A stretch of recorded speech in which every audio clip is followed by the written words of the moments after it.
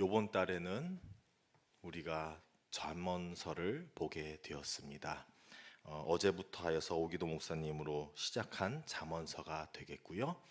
1장 그리고 오늘은 2장으로 들어오게 되어서 그래도 초반이니 저는 이 기회를 삼아서 잠언을 바라보는 안경, 잠언을 바라보는 시각을 함께 나누어 보도록 하겠고요. 그리고 또 잠언에서 이야기하고 있는 오늘 본문 말씀에서 이야기하고 있는 중요한 내용 중에 하나를 함께 나누도록 하겠습니다. 오늘 이렇게 잠언을 바라보는 시각의 중요한 부분으로서 제가 제목을 이렇게 지어 보았습니다. 하나님이 세상을 지으신 원리. 하나님이 세상을 지으신 원리라는 제목으로 오늘의 설교 말씀을 나누어 보도록 하겠습니다. 물론 모든 말씀은 하나님께서 지으신 말씀, 하나님께서 우리에게 향하신 말씀이 맞습니다. 그러나 이 중에서도 또 다양한 내용들도 다루고 있고 우리에게 또 다양하게 다가올 때가 있지요. 장르별로 조금씩 다를 수도 있고 또 우리에게 다루는 주제별로 다를 수도 있습니다. 이러한 성경 가운데서 하나님의 뜻, 하나님의 정의, 하나님의 원리를 더더욱 가까이 나타내는 것이 무엇일까? 좀 더 다르게 말한다면 오늘의 제목과 같이 하나님께서 세상을 만드신, 지으신 그 원리를 제일 잘 담아내는 책이 어딜까 한다면요. 눈치가 빠르신 분들은 우리가 잠언을 하고 있으니 당연히 잠언이라고 생각하실 수 있을 것입니다. 그런데 어떤 분들은 또 성경을 잘 아시다 보니까 다양한 부분들을 짚어볼 수가 있겠거든요. 다르게 얘기한다면 조금 다르게 짚어서 복음서를 얘기하잖아요. 그러면 당연히 하나님의 사랑이 풍부한 내용을 담고 있습니다. 어떻게 하나님 사랑을 담고 있냐고요? 하나님께서 우리 죽어야만 하고 망하게 되는 우리에게 어떻게든 살리시겠다고 하여서 자기의 아들까지 바쳐서 희생양으로 삼아서 우리를 구원해 내주시는 내용을 담고 있습니다. 그러한 복음서 안에서 하나님의 사랑을 못 느끼신다면 마음이 굉장히 메말라 있을 수도 있다라는 것이죠. 그러나 하나님께서 세상을 만드실 때는 사랑이 당연히 담겨 있고 사랑의 이야기 있지만 사랑으로 많은 또 이 세상의 원리를 지으신 것이 다는 아닐 것이라는 것입니다. 그래서 하나님의 원리가 어디에 제일 잘 다루어지고 있나? 또 어떤 분들은 어쩌면 모세오경을 짚어서 말씀하실 수도 있습니다. 모세오경을 우리가 흔히 다르게 얘기한다면 율법이라고도 하죠. 당연히 율법이 하나님의 그러한 원리를 잘 담고 있을 것이라고 우리는 흔히 생각할 수는 있겠지만 율법이라는 것은 언제나 어떠한 사건과 상황을 통해서 그 어떠한 원리를 나타내는 것이 아니라 그 원리를 적용하는 점에서 다음부터는 이런 사건과 사고가 터지지 않게끔 예비하고 예방하는 차원으로 그러한 법을 짓게 되는 것입니다. 법만 따르다 보면 이스라엘 사람들과 같이 어쩔 때는 그 안에 있는 핵심 원리를 놓칠 때도 있다는 것입니다. 그러니 율법만 보고서는 원리를 다 이해하기가 항상 쉽지는 않은 일이라는 것이죠. 그러니 율법만 보고서는 하나님의 원리를 이해할 수 있다라고 하기는 어려운 부분이 많다라는 것입니다.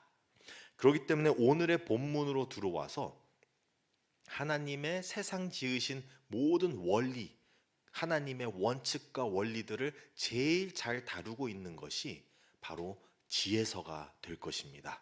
그리고 그 중에서 잠언서가 되겠죠.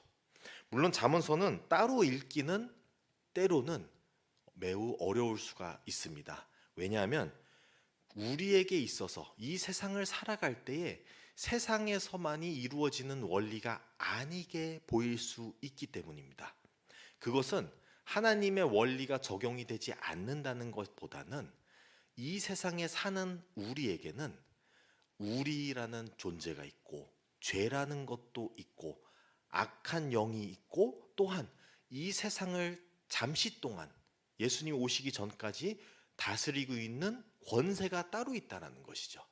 그러한 여러 가지 방해하는 요소들이 있다 보니 하나님의 원래에 만들었던 그 원리 원칙들이 다 적용되고 반영되기는 어려운 세상에 우리가 살고 있다는 것입니다. 그렇기 때문에 잠언을 봐서는 하나님의 원리를 이해할 수 있지만 우리의 세상을 전체적으로 표현해주고 보여주기는 어렵다는 것이죠. 그렇기 때문에 다른 지혜서와 같이 보아야 우리가 살아가고 있는 이 세상을 조금 더 쉽게 이해할 수 있는 것이 되겠습니다. 조금 다르게 얘기한다면, 조금 더 추가적으로 말씀을 드린다면, 욥기를 보게 되면 욥기는 하나님께서 우리의 삶을 자기의 도구로 사용하실 수 있는 권리가 있을까요? 라는 질문을 한번 던져보는 것이죠. 그럴 때 당연히 욥기에서 얘기하는 건 하나님은 그러한 권리가 있으시고 또 하실 수도 있고 또 하신다는 것입니다. 우리는 그에게서 만들어졌고 그가 우리에게 생명을 주시고 또 생명을 가져갈 수도 있다라는 그러한 존재가 우리가 되겠고, 그러한 분이 하나님이시라는 것이죠.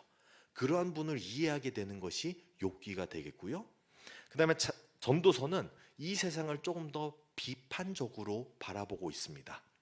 잠언 그대로의 우리가 하나님의 원리대로 살아가면 복을 얻고 하나님의 원리를 벗어나면 저주를 받는 것이 당연히 원리적인 부분이지만 이 세상은 그렇지 않다는 것을 전도서가 잘 이해하고 알려주고 있습니다.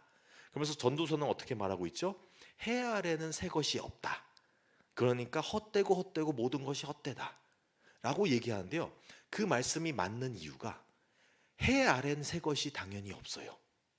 우리는 해를 벗어난 하나님의 세상, 하나님의 원리와 원칙과 하나님을 바라봐야 된다는 것이죠. 그러니까 전도서를 통해서 우리가 세상이 비판적인 부분만 봐야 되는 것이 아니라 세상을 뛰어넘으신 그 분을 바라보며, 그래서 전도서에서 결론이 뭐죠? 그래서 헛되더라도 하나님을 바라보며 살아라 라고 얘기해주고 있는 것입니다. 그래서 이러한 지혜서를 전체적으로 같이 봐야 우리가 살아가는 세상에서 지치고 어렵고 할지라도 우리가 하나님의 원칙을 지키며 하나님의 사랑을 지키며 그래도 희망을 누리며 살아갈 수가 있다라는 것입니다. 그래서 잠언을 나머지 또 우리가 계속 살펴볼 때에 이러한 하나님의 원리 원칙을 우리에게 가르쳐 주고 있구나. 그러면 하나님이 이 세상을 만드신 그런 원리는 무엇인가를 바라보는 시각으로 잠언을 계속 가져가시면 너무나 좋겠습니다. 오늘의 본문에서의 내용만 하나 더 다루고 설교를 마무리 짓도록 하겠습니다. 오늘 주고 있는 굉장한 교훈이 있죠. 오늘에게 교훈만이 아니라 조금 더 강하게 나와서 경고라고 볼 수가 있습니다. 무슨 경고가 있냐면요, 12절부터 15절까지의 악인에 대하여, 악한 자에 대하여 경고를 해주고 있고요, 16절부터 19절까지의 말씀을 음녀에 대해서 경고와 또 위험하다는 말씀을 해주고 있는 것입니다. 근데 우리는 악한 자, 악인과 음녀를 굳이 분별해서 볼 필요는 없습니다. 왜냐? 악인과 음녀는 둘 다 동일한 목적을 가지고 있기 때문입니다. 방법은 조금씩 다양할 수 있지만 동시에 음녀와 악인은 둘 다 우리를 하나님께서 떼어놓기 위한 목적을 갖고 있다는 것을 아시면 되겠습니다. 악인이라는 것, 악한 사람이라는 것이죠. 악이 무엇일까요? 하나님께서 분리된 것이 악이에요. 하나님께 붙어 있는 것이 의이고요. 그러니까 하나님께 붙어 있는 한 우리는 의롭다라고 칭함을 받는 것이지만 하나님께 떨어진 모든 행동, 모든 순간, 모든 존재는 악하게 되는 것이에요. 그렇기 때문에 악인의 존재 자체는, 악인의 목적 자체는 우리를 하나님께서 분리를 시키는 거죠. 그럼으로써 우리 또한 악인이 되게끔 하려고 노력하고 있습니다. 음녀라는 무엇일까요? 음행을 하는 사람을 얘기하고 있는데요, 음행은 이렇게 생각하시면 되겠습니다. 일단은 부부관계를 먼저 설명을 해야 돼요. 부부의 관계가 있는 데서 그만큼 친밀하고 그만큼 사랑과 언약으로 맺어진 그 관계인데 이 관계를 떼어놓는 방해 요소인 것이죠. 그래서 사랑을 하고 있는 짝에서 그 시선을 다른 쪽으로 돌이키게 하여서 다른 데를 바라보고 다른 것을 또는 다른 사람을 사랑하게 만들어가는 게 음행인 것이죠. 그렇기 때문에 음녀는 목적이 뭐예요? 하나님께 우리가 바라보고 하나님과의 부부 관계에서 틀어서 다른 데를 더 사랑하고 다른 것으로 다른 것으로 빠지게끔 우리를 몰아가는 것이죠. 그러한 유혹을 하는 것이 바로 음녀라는 것입니다. 그렇기 때문에 악인과 음녀는 둘 다 동일하게 우리를 하나님께서 멀게끔 하려고 하는 것입니다. 오늘 이 경고를 솔로몬의 지혜라고 하는데요. 당연히 솔로몬을 통해서 하나님께서 주신 지혜지만 하나님께서 자기의 백성 아들들 이스라엘에게 해주고 있는 것이고 더 나아가서 우리 하나님과의 관계를 갖고 있는 백성들 자녀들에게 해주고 있는 말씀입니다. 이러한 경고를 해주실 때에 우리는 이스라엘 역사를 통해서 그들이 어떻게 지켰는지 못 지켰는지를 바라보게 되는데요. 당연히 우리는 역사를 이미 알고 있기 때문에 이스라엘이 이 경고를 잘 못 지켰다는 것을 우리는 깨닫게 되고 있습니다. 악인과 음녀가 성공했다라는 것이죠. 이것을 다른 데서는 이렇게도 설명을 해주고 있습니다.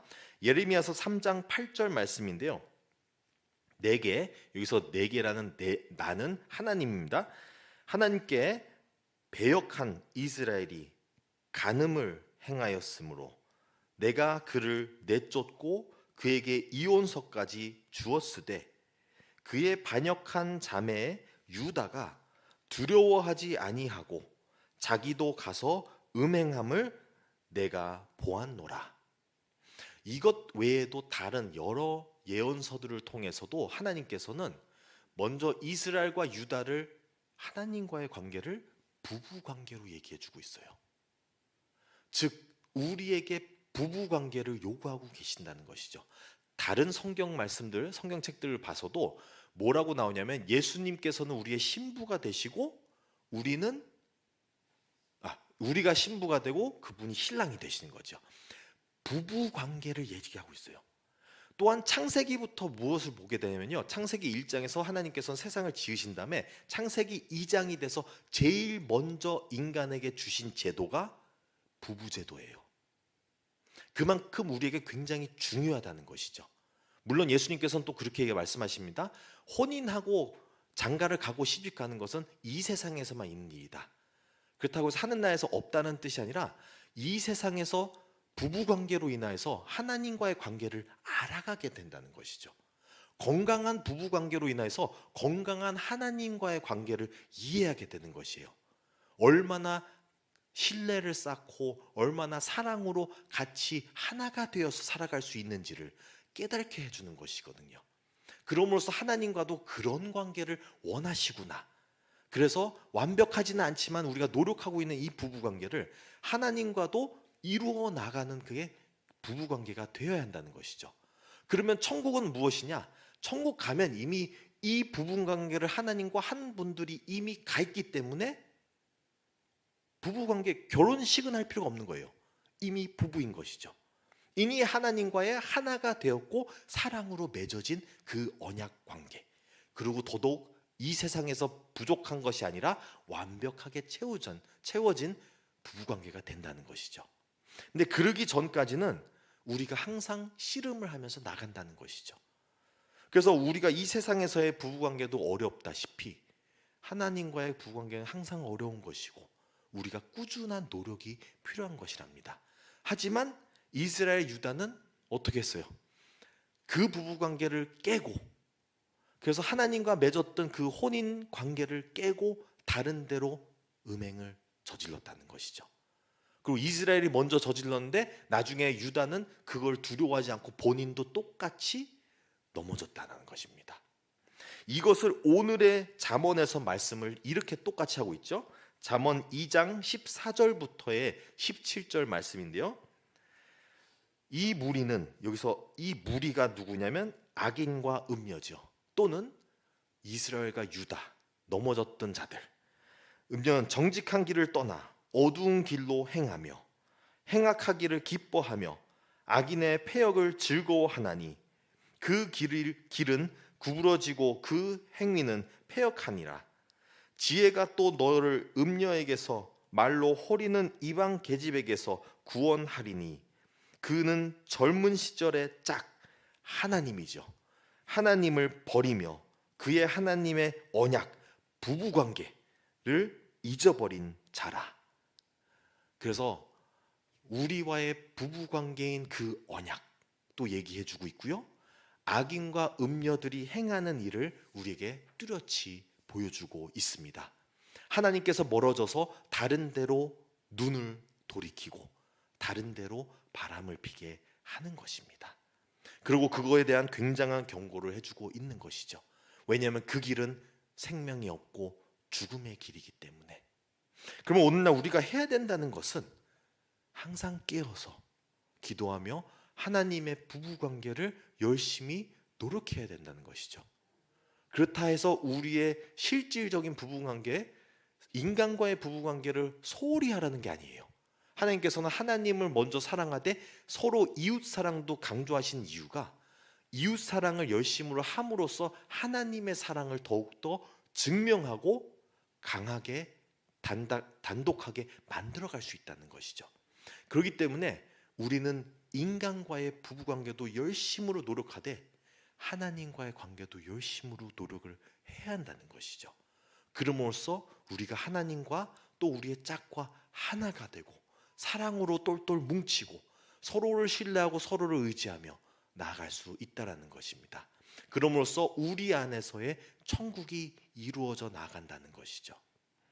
그러나 이것이 언제나 쉬운 것이 아니라는 것을 우리는 깨닫게 됩니다. 오늘의 본문 말씀과 같이 악한 자들과 음녀들은 우리를 꾸준히 유혹하고 틈타고 있습니다. 우리가 살아가는 세상에선 너무나 많은 유혹이 있죠.